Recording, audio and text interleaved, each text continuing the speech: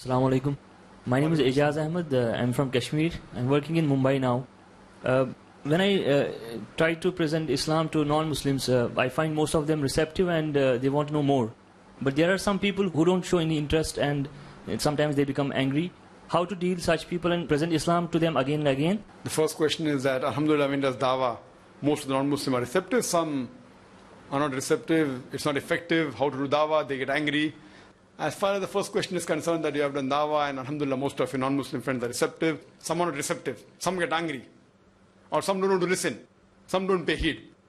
So brother, if people who don't pay heed, you should use a technique in which they will ask you questions on Islam.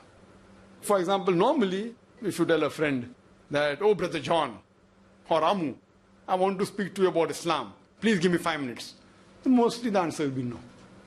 So you have to use a technique, or you said that when you speak to non-Muslim, they don't listen, they don't hear. So you have to use a technique, you have to instigate them to make you ask questions on Islam.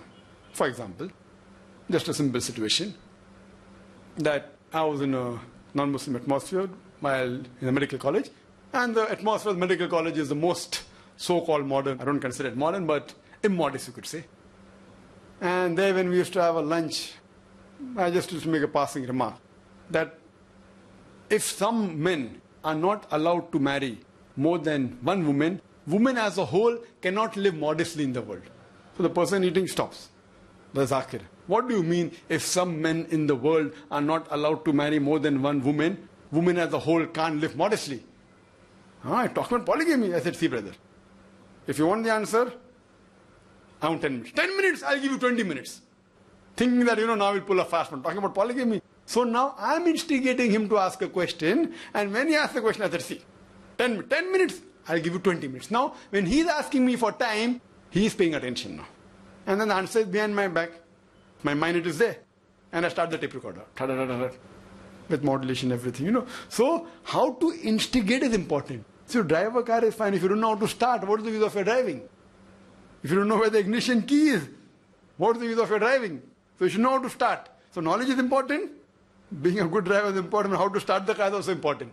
So, here there are techniques which we give in the Dawah training program. How to instigate the non-Muslim to ask you questions on Islam. For example, in the college atmosphere where the atmosphere is immodest and eavesdropping is very common, we just have to make a passing remark. That suppose your friend is teasing a girl. So just ask him a question, what if someone teases your sister? If someone teases my sister, haath tod dunga, pair tod dunga, I'll break his neck. I said, why? If someone teases your sister, you want to break his neck, break his leg, break his hand, and you're teasing somebody else's sister, arey yaar, wo to aisi ladki hai. So then they start justifying. Oh, that girl is like that, that girl you're trying to indicate. Back of my mind, I want to talk about hijab. But if I say I want to talk about hijab, you won't give me a hearing. So you should know how to instigate. How to do dawah is a different technique. If you're traveling in a bus and the person sitting next to you is a stranger, after 10 minutes you'll get down. If you don't know dawah, the opportunity is lost. You may never meet him in your full life. So you can't tell, okay, brother Joe, I want to talk to you about Islam. Now we have 10 minutes. Ask a simple question. What is the cross you are wearing? Back of my mind was Jesus Christ crucified, peace be upon him. But how to start is a technique. So that inshallah when you do the training or you go to our website, irf.net, these are the ways. And same, if they're not listening, make them interested. If they get violent, how to turn the tables over is a technique. Like what they say, most of the time, according to me, the best is agree and prove them wrong. Someone tells me 2 plus 2 is equal to 5. I said, fine. You take 2,000, take 2,000, give me 5,000. He said, no. This is a technique. Agreeing and proving them wrong. And sometimes what they say is right, like Juma din, Juma din hui. Theek hai, Prophet said, same day bhi karo, same ghante mein karo. Many a times the best is what they tell. Agree and prove them wrong if you can do. That's not the only style. Huh? Many a times if you're not conversant, then you'll fall in the ditch more. So if you experience and you know how to do it, inshallah, that's very easy. Hope that answers the question.